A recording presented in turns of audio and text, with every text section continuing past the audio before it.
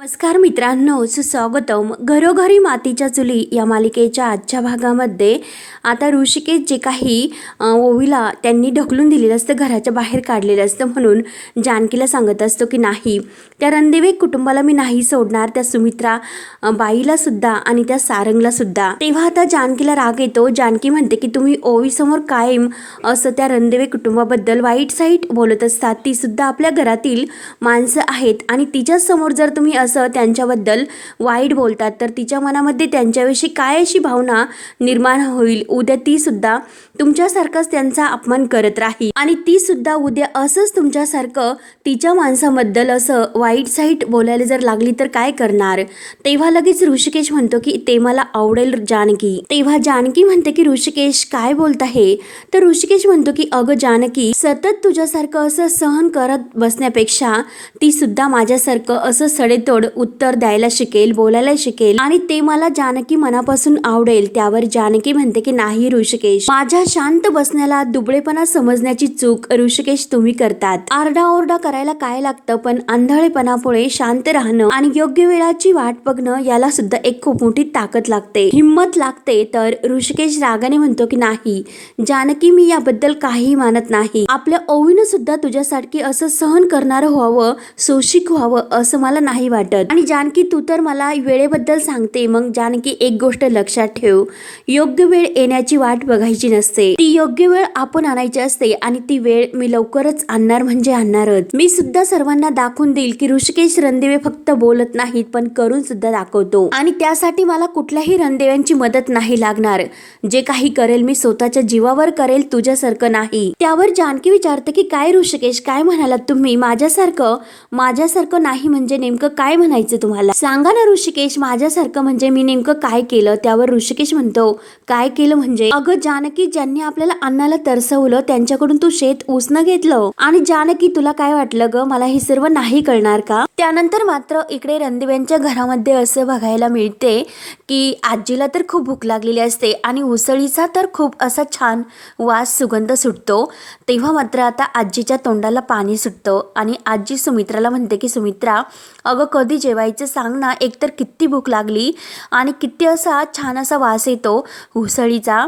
तेव्हा मात्र आता सुमित्रा काही बोलत नसते. सुमित्रा मात्र आपली विचारत असते. तर आजी तिला म्हणते की काय ग, इथल्या कसा ग्रहण विचार तू करतेस, कसला इतका? सांग ना सुमित्रा, अगं तू कसला इतका विचार करतेस?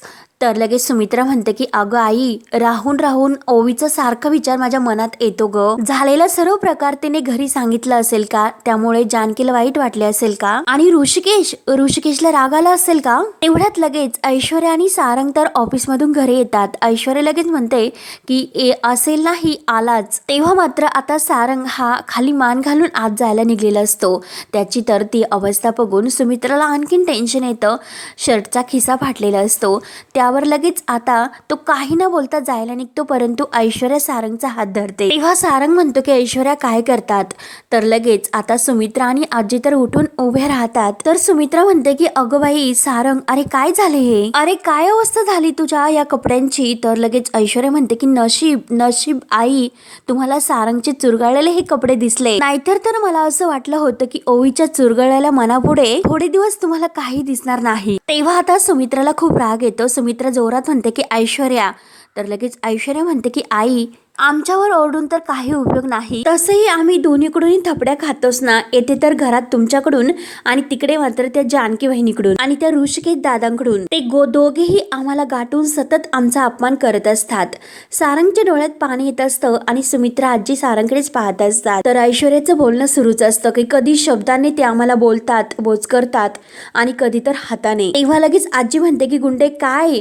तर लगेच ऐश्वर्या सारंगला म्हणते की दाखवा सारंग, आपल्याकडे कोणताही आता पर्याय नाही उरलेला. जर तुम्ही आता आईंना पुरावा नाही दाखवला तर त्यांचा आपल्यावर विश्वास नाही बसणार. आणि लगेच ऐश्वर्या सारंगचा गाल हा सुमित्रा समोर धरते आणि बघा आई, बघा तुमच्या सारंगला कसं बोच करून काढलं चांगलंच त्या ऋषिकेशने. तेव्हा मात्र हा बैलबुधा असणारा सारंग मात्र काही बोलत नसतो. अगदी खाली मान घालून तो उभा असतो आणि रडत असतो.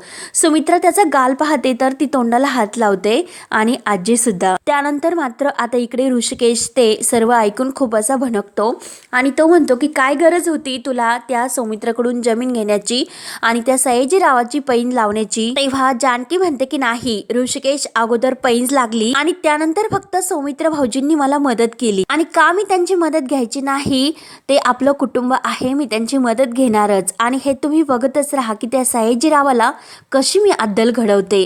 ऋषिकेश म्हणतो की अद्दल घडवायची तर त्याला खूप असे मार्ग आहेत आणि ते पण रणदिव्यांच्या मदतीशिवाय. हे बघ जानकी, काही झालं तरी सौमित्राच्या शेतात तू नांगर नाही चालवणार. त्या रणदिव्यांच्या घरातील कुठलीही मदत आपल्याला नकोय आणि जर तुला हेच करायचे असेल तर या कामात मात्र मी तुझ्या सोबत नसेल, ही गोष्ट तू लक्षात ठेव. तेव्हा जानकी म्हणते की काय, ऋषिकेश त्याच्या जानकी सोबत नसेल? ऋषिकेश, आजपर्यंत आपण एकमेकांच्या सोबत राहून प्रत्येक लढाई एकमेकांच्या सोबत लढली. त्यावर ऋषिकेश म्हणतो, अगं आतापर्यंत आपण प्रत्येक लढाई एकत्र लढत आलो आणि यापुढे सुद्धा लढत राहू. पण जानकी, एक गोष्ट मात्र तू लक्षात ठेव की योग्य लोकांचे जर हात धरले तर तुला चुकीचा लोकांची पाय धरायची वेळ तुझ्यावर नाही येणार. म्हणून ऋषिकेश जानकीचा हात बाजूला करतो आणि जानकीला परत म्हणतो की बाकी तू सर्व शहाणी आहे, हुशार आहेस, पण मात्र आपल्या ओवीच्या बाबतीत तू असा तुझा शहाणपणा मध्ये येऊन देऊ नकोस. तिच्यामध्ये फक्त माझाच वेडेपणा यायला हवा, मला बाद झालं जानकी. म्हणून ऋषिकेश जोरात दरवाजा आदळतो आणि बाहेर निघून जातो. तर जानकीला खूप वाईट वाटतं की आता ह्या ऋषिकेशला कसं समजायचं, त्याचं तिला खूप टेन्शन येतं. त्यानंतर मात्र आता घडलेला सर्व प्रकार ऐश्वर्या ही आणखीन कान भरत त्या सुमित्राला सांगत असते. तर सुमित्रा विचारत असते की सारंग, आणखीन काय काय झालं ते मला सांगशील का? तेव्हा ऐश्वर्याच मध्ये बोलते की तुमच्या लाडक्या नातीला, त्या ओवीला घराच्या बाहेर आपण काढलं ना, त्याचा चांगला वचका त्या ऋषिकेशने सारंगकडून घेतला. जबरदस्तीला पिऊला सिक्युरिटीला धक्के मारत ते ऑफिसमध्ये शिरले, सगळ्यांसमोर कानाखाली मारली सारंगच्या. बघा ना त्यांचा गाल. म्हणून ऐश्वर्याचा आवाज तर आणखीन उंचावलेला असतो. तर सुमित्रा म्हणते की काय काय सांगतेस? आणि सुमित्रा सारंग जवळ येते. सारंग, काय रे, तुला ऋषिकेशने मारलं? कसं शक्य आहे रे, सांगणार आहे सारंग. सारंग काही बोलत नसतो. तेव्हा मात्र आता ऐश्वर्या म्हणते की मी तुम्हाला म्हटलं होतं की सारंग शर्ट चेंज करू नका, तर यासाठीच. त्यामुळे आता तुम्हाला आठवले का ते? यासाठीच मी म्हटले होते. आणि जर तुम्ही शर्ट चेंज केला असता, आईंचा माझ्यावर कधीही विश्वास बसलाच नसता. निदान यामुळे तरी आईंचा माझ्यावर विश्वास बसेल आणि त्यासाठी आईंचा विश्वास संपादन करण्यासाठी एकतरी पुरावा सारंग माझ्याकडे होता हो. आणि आई, तुम्हाला जे जे काही ऑफिसमध्ये घडलं ते सारंगच्या तोंडातून ऐकायचं. मग ऐका. मग सारंग, सांगा बरं, ऑफिसमध्ये जे जे काही घडलं ते सगळं आईंना सांग. आणि सारंग, हे बघा, मला हे सुद्धा कळतं, हे सर्व सांगताना तुम्हाला खरंच खूप त्रास होईल. तुमच्या भावाने तुम्हाला सर्वांसमोर ऑफिस समोर मारलं. आई, तुम्ही पाहताना सारंगने स्वतः जबाबदारी घेऊन ती कंपनी ते सांभाळतात आणि मी माझ्या डोळ्यांनी बघते की सारंग त्या कंपनीसाठी काय काय करतात, काय काय कष्ट करतात. त्यांनी ऑफिसमध्ये स्वतःचा दरारा आणि स्वतःची पोझिशन निर्माण केली. अख्खा स्टाफ सुद्धा त्यांना खूप मानतो, पण काय उपयोग? हे सगळं काही मातीमोल गेलं आणि ते सर्व त्या ऋषिकेश दादामुळं. कारण ऋषिकेश दादांनी ऑफिसमध्ये येऊन इतकी बदनामी केली, किती धमक्या दिल्या आणि सारंगला नको नको ते बोलले सुद्धा आणि त्यांच्या कानामागे सुद्धा लावली आणि त्यांच्या गालावरही असे बोचकरले. ऑफिस मधील सर्व फाईल फाडून टाकल्यात. ऑफिस सर्व काही आपलं ऑफिस अस्तव्यस्त करून टाकलं. सारंगची कॉलर पकडली आणि एवढंच नाही तर ते माझ्या अंगावर सुद्धा धावून आलेत आई. तेव्हा हे तर ऐकून आता सुमित्राला खूप मोठा धक्का बसतो. सुमित्रा तोंडालाच हात लावते. तेव्हा आजी म्हणते की बापरे, अगं ऐश्वर्या, काय सांगतेस? इतका वेडा झाला तो रागात. तर ऐश्वर्या म्हणते की नाही आजी, रागात नाही तर जलस्वीमुळे. कारण त्यांच्या लाजिरवाण्या पराक्रमामुळे नानांनी त्यांना दिलं नाही, मोकळ्या हाताने घराच्या बाहेर काढलं, याचा त्यांना राग आलेला असेल. त्यांचा इगो त्यांना आडवा आला असेल आणि त्यांना असं वाटलं असेल की माझी कंपनी सारंगच्या नावावर केली काय, मग मी सुद्धा दाखवतो की खरा बॉस कोण आहे ते. आणि म्हणून त्यांनी ऑफिसमध्ये इतका मोठा तमाशा केला. जी गोष्ट ते घरात करू शकले नाही, मग तीच गोष्ट त्यांनी अगदी ठरवली, जाणून बुजून चार चौघात केली. म्हणून ऐश्वर्या आणखीन कान भरून सुमित्राला सांगायचा प्रयत्न करते. मग आई, इतकं सगळं होऊन सुद्धा मग मला एक गोष्ट सांगा की सारंगला परत ऑफिसमध्ये कोणी मान देईल का? सर्वजण त्यांच्याकडे तुच्छतेने नाही बघणार का आई? सांगा आई. आणि हे सर्व ठीक आहे, तुम्हीच सांगा आता त्यानंतर की सारंगची अशी अवस्था केल्यानंतर आता तरी तुम्हाला हे सर्व ऐकल्यानंतर जानकी वहिनी आणि ऋषिकेश दादा या दोघांचा पुळका येईल का हो? तेव्हा मात्र आजी आणि ऐश्वर्या एकमेकींकडे बघून खुणावतात. तर आजी लगेच म्हणते की अगं सुमित्रा, अजून काय काय बघणं बाकी आहे. त्या जानकीमुळे सौमित्रा आणि सारंग या दोघांमध्ये घरात मारामारी झाली आणि तो ऋषिकेशने तर ऑफिसमध्ये सर्वांच्या समोर त्या आपल्या सारंगच्या कानामागे वाजवली. नाही सुमित्रा, अगं ते येथेच भोगतील त्यांच्या वाईट कर्माची फळं. त्यामुळे सुमित्रा, अगं तू आता तरी एकदा नीट विचार कर. तरी सुद्धा सुमित्रा काही बोलत नसते, ती फक्त पाहत उभी असते. तर ऐश्वर्या म्हणते की चला सारंग, आतमध्ये चला, तुम्ही कपडे बदलून घ्या आणि तुम्हाला जो काही मुकामार लागलेला आहे, चला मी माझ्या हाताने तुम्हाला औषध लावून देते सुमित्रा समोर. कारण असं पुन्हा हिला नाटक करायचं असतं आणि सुमित्राचा विश्वास संपादन करण्यासाठी पुन्हा ती जानकी विरोधी आणि ऋषिकेश दादा विरोधी सुमित्राला भडकावून द्यायचा प्रयत्न करत असते. सुमित्रा फक्त हे पाहत असते आणि ऐकत असते, तर ऐश्वर्याचं जे काही कानभरणी आहे ते तर चालूच असतं. आणि मुद्दाम सुमित्रा समोर म्हणते की कसं आहे की सारंग, अहो जखमा तर बाहेरच्या लोकांनी द्यायच्या आणि जखमा तर आपण त्या सारायच्या, कारण आपल्या अंगावरचे वळ घरच्यांना तर कधी दिसत नाही. असं सुमित्राकडे बघत सुमित्राला टोमणा मारत ऐश्वर्या बोलत असते. तेव्हा सुमित्रा ही ऐश्वर्याकडे पाहायला सुरुवात करते की नक्की ही ऐश्वर्या काय असं बोलते ही. तेव्हा ऐश्वर्या ही मुद्दाम सारंगला आज घेऊन जाते. तर सुमित्रा ही आईला म्हणजे तिच्या आजीला म्हणते की अगं आई, खरंच मला काय करू आणि काही असं कळेनासं होतंय. ऋषिकेश आपल्या भावावर हात कसा उगारू शकतो ग आई. अगं आई, हा सगळा काय प्रकार आहे. तर आजी म्हणते अगं काही समजत नाही की नक्की काय हे. कारण आजी ही ऐश्वर्याची बाजू घेऊन पुन्हा आता सुमित्राचे आणखीन कान भरायला सुरुवात करते. मात्र आता इकडे जानकीनं तर सयाजीरावांचं चॅलेंज स्वीकारलेलं असतं. मग आता नांगरण्यासाठी तर बैल तर लागतीलच, म्हणून आता गुलाबदादा तिला एका बैला जवळ घेऊन येतो, म्हणजे सर्जा, आणि त्या बैलांजवळ घेऊन येतो आणि जानकी त्यांना चारा टाकते.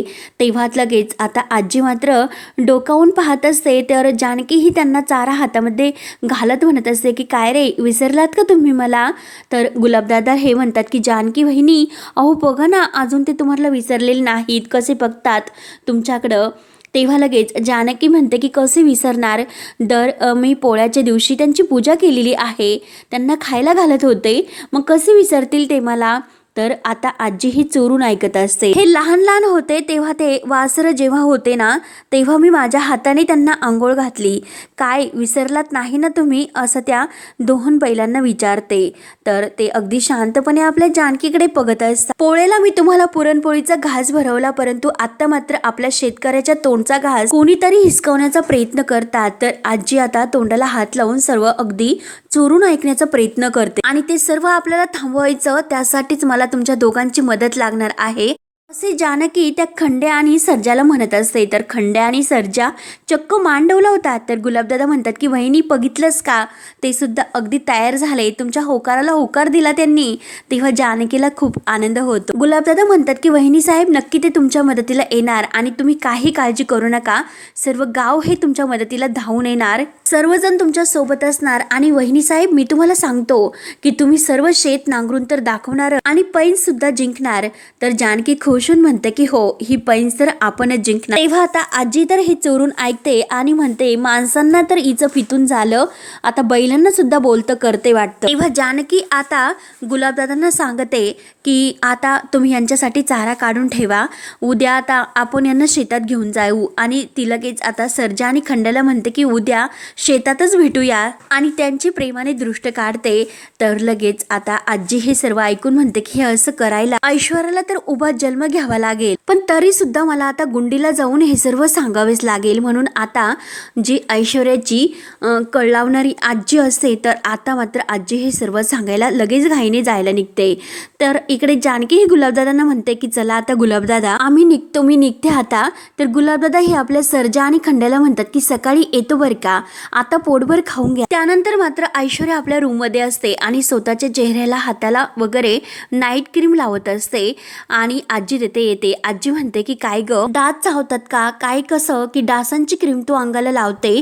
तर ऐश्वर्या म्हणते की नाही आजी, अहो डासांची क्रीम नाही, ती नाईट क्रीम आहे आणि जर रात्री असं नाईट क्रीम लावली तर चेहरा असा म्हणजे कायम असा यंग असतो आणि आपण सुद्धा यंग दिसतो, स्किन यंग राहते आणि चेहरा मस्त उजळतो. आजी म्हणते की शक्यच नाही. तर ऐश्वर्या विचारते की का.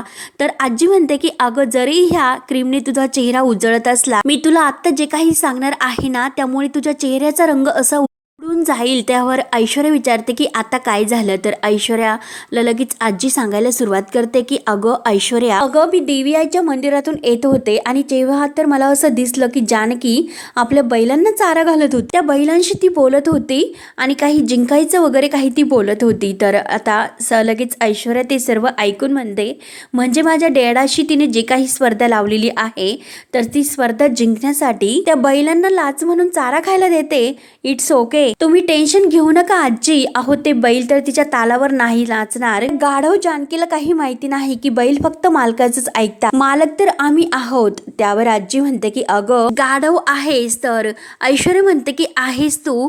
नाही आजी, ती जानकी गाढव आहे. तर आजी म्हणते की नाही, गाढव तू आहे ऐश्वर्या, गाढव तू. ऐश्वर्या म्हणते की काय आजी, काय बोलतात. आजी म्हणते की अगं ते बैल तर आपले आहे, सर्जा आणि खंड्या. आणि त्या जानकीने त्या बैलांना इतकं जीव लावलेला आहे की ते बैल तिच्याकडे बघून अशी मान डोलावत होते. एकदा अशी आणि एकदा तशी अशी मान ती इकडे तिकडे डोलावून दाखवत असते.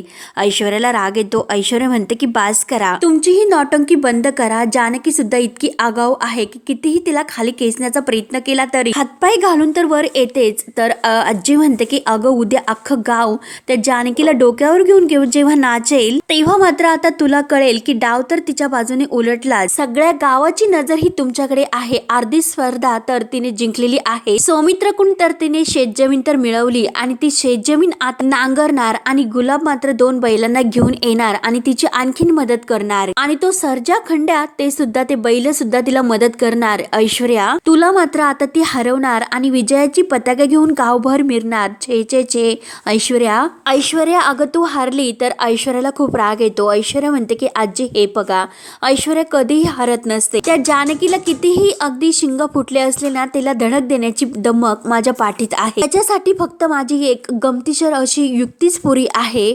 मला डोक्यानेच कसं काय करायचं हे जमतं, शक्तीने नाही आणि युक्तीनेच जमतं. तिने नक्की काय मिळवलं हे उद्या तुम्हाला कळेल. उद्या मात्र जानकी जिंकू शकणारच नाही. आजी तुम्ही बघतच राहा. तर आजी ही ऐश्वर्याचं न ऐकल्यासारखं करते. त्यानंतर मात्र आता सकाळ होत. ऋषिकेशसाठी आणि ओवीसाठी जानकी ही गरम गरम पोहे तयार करते आणि चला आता गरम गरम पोहे खा असं त्या दोघांना म्हणते. तेव्हा मात्र आता ऋषिकेश काही बोलत नसतो. तर ओवीला ती ते पोहे खाण्यासाठी देते आणि गरम गरम आहे ओवी, चटका बसेल आणि ऋषिकेशला द्यायला जाते. तेव्हा ऋषिकेशला म्हणते की चला चला, असा मस्त असे पोहे बनवले सागरसहित, अगदी चला. आणि तुम्हाला माहिती आहे का, जी वॉशिंग पावडर मी विकलेली आहे ना, त्याचं चांगलं कमिशन मिळालं आणि त्याचाच हा किराणा मी भरला. आणि ओवी त्यात ती कोथिंबीर जी घातलेली आहे ना, ती कुठून आणली ते विचार बरं. तेव्हा ओवी विचारते की कुठून. तर लगेच जानकी म्हणते की अगं आपल्या मागच्या अंगणात जी आपण कोथिंबीर लावली होती ना, तीच आहे अगदी ताजी टवटवीत. आणि शिरचेकर आजीने जी ओटी भरली ना, त्याचं नारळ मी त्यात खाऊन घातलं. आणि लिंबू आहे ना, तर ते अनुवहिनीच्या समोर जे झाड आहे ना, त्या झाडाचं आणलं. असं जानकी प्रत्येक हे ओवीला आणि ऋषिकेशला सांगत असते. परंतु ऋषिकेशचं मात्र काही लक्ष नसतं. तेव्हा आता जानकी ऋषिकेशकडे लक्ष जाते की ऋषिकेश नक्की कसला विचार करतात. कारण ऋषिकेशने अजूनपर्यंत पोहे खाल्लेले नसतात, तो फक्त आपल्या मोबाईल मध्ये पाहत असतो. तेव्हा जानकी आता ऋषिकेश जवळ येते आणि ऋषिकेशला विचारते की हे काय, येथे तर पोह्यांची तुम्ही अशीच प्लेट ठेवली, नक्की काय झालं, तुम्हाला खायचे नाही का पोहे. त्यावर आता ऋषिकेश रागानेच म्हणतो की मला भूक नाही, कारण तो जानकीवर नाराज असतो. तर जानकी म्हणते की हे बघा ऋषिकेश, अहो मला माहिती आहे की तुम्ही माझ्यावर नाराज आहात, परंतु त्याचा राग मात्र तुम्ही अन्नावर कशाला काढता. चला बरं पटकन खाऊन घ्या, एकतर नंतर तुम्हाला बाहेर कामासाठी सुद्धा जायचं. त्यावर आता ऋषिकेश थोडासा कोड्यात बोलतो, अच्छा म्हणजे मी जानकी बाहेर जायचंच का. नाही, मला तर असं वाटलं होतं की ओवी ही शाळेतून घरी आल्यानंतर मला तिच्यासाठी घरी थांबावं लागेल, कारण माझी बायको तर शेत नांगरायला बाहेर जाणार आहे ना. त्यावर आता जानकी शांतपणे म्हणते की ऋषिकेश, शेत नांगरायचं ना, आणि ते सुद्धा आपलं नांगरायचं, दुसऱ्याचं नाही. आपले बैल आहेत, ते आपली शेती आहे आणि शेती देणारे सुद्धा आपलेच आहेत, सौमित्र भाऊजी. त्यात इतका राग येण्याची काय गरज आहे, कशाला इतकं रागवतात. तर ऋषिकेश म्हणतो की अगं जानकी, राग तर येणार मला साहजिकच, परंतु जे काही आपल्याला त्रास देतात तर ते आपल्याच घरातील आहे, ते आपल्याला इतका त्रास देतात आणि जर तू ऐकणार नशील तर या उपक्रमात सुद्धा मी तुझ्यासोबत नाही. तेव्हा आता जानकीला खूप वाईट वाटतं. जानकी लगेच ऋषिकेशला म्हणते की तुम्ही आपल्यामध्ये असं तुझं माझं कधी करायला लागलात आपलं तुपलं. अहो आपण तर एकत्रच आहोत, आपण दोघांची अशी टीम आहे, आपल्याला आपल्याशिवाय दुसरं कोणीच तोडू शकत नाही हे तुम्हाला माहिती आहे ना. आणि हे काही तुझ्यासाठी माझ्यासाठी सुरू नाही, जे काही आपण करतो ना ते केवळ गावकऱ्यांच्या भल्यासाठी, शेतकऱ्यांच्या हक्कासाठी. आणि जर सयाजीरावाचं चॅलेंज मी जिंकले तर ते शेतकऱ्यांना त्रास नाही देणार ऋषिकेश. तेव्हा आता ऋषिकेश म्हणतो की वा जानकी छान छान आणि टाळ्या वाजवतो. त्या सयाजीरावाने सांगितलं आणि तू ऐकलंस, इतका तुझा त्यांच्यावर विश्वास आहे का? अगं तो माणूस कसा आहे हे आपल्याला माहिती आहे ना. तो सयाजी मुद्दाम तुला त्रास देण्यासाठी हे सर्व कळतो, तरी सुद्धा तू त्यांच्यावरच विश्वास ठेवते. त्यानंतर मात्र आता जानकी म्हणते की सौमित्र भाऊजी कोण आहेत, ते परके आहेत का? मग त्यांनी आपल्याला शेती का दिली? आणि तुमचा तर त्यांच्यावर विश्वास नाही तर आपल्यासाठी कोणी परके नाहीत, आपलेच आहेत. ऋषिकेश तुम्ही त्यांच्यावर विश्वास ठेवा. तेव्हा ऋषिकेश म्हणतो की जानकी यामध्ये मला नाही पडायचं, ही लढाईच मला मंजूर नाही. तेव्हा जानकी म्हणते की नाही ऋषिकेश, परंतु ऋषिकेश मात्र काही ऐकून न घेता निघून जातो. त्यावर जानकी म्हणते की ऋषिकेश अहो कसं सांगू मी तुम्हाला की तुमची साथ हेच माझ्यासाठी खूप मोठं असं बळ आहे. शेती पिकवण्यासाठी जसं नांगराला बळी आणि सूर्यप्रकाशाची माती पाणी लागते, तसेच या जानकीला ऋषिकेशची कायम अशी सोबत साथ असावी. ऋषिकेश जर तुमची साथ असेल तर त्या सयाजीरावाला तर काय, जगातील कोणत्याही संकटाला जानकी एकटी अशी खंबीरपणे त्यावर उभी राहू शकते आणि त्याचा सामना करू शकते. पण हरकत नाही ऋषिकेश, तुमची नाराजी मी समजू शकते. या लढाईत तुम्ही माझ्या सोबत नसेल तरी सुद्धा ही लढाई मला एकटीलाच लढवावी लागेल, आपल्या शेतकऱ्यांसाठी, त्यांच्या हक्कासाठी. पण माझं मन मला सांगतं तुम्ही नक्की माझ्या सोबत येताल, म्हणून जानकीला पूर्णपणे खात्री असते की ऋषिकेश नक्की तिच्यासाठी मदतीला धावून येईल. म्हणून ऋषिकेश तुम्ही येताल आणि मला साथ देताल. माझ्या प्रेमावर आणि तुमच्यावर पूर्ण विश्वास आहे ऋषिकेश. तेव्हा आता ऋषिकेश हे सर्व ऐकत असतो आणि ऋषिकेशला सुद्धा आता जानकीला साथ देण्यासाठी जावंच लागतं, कारण आता जानकीचं बोलणं त्याने तर ऐकलेलं असतं.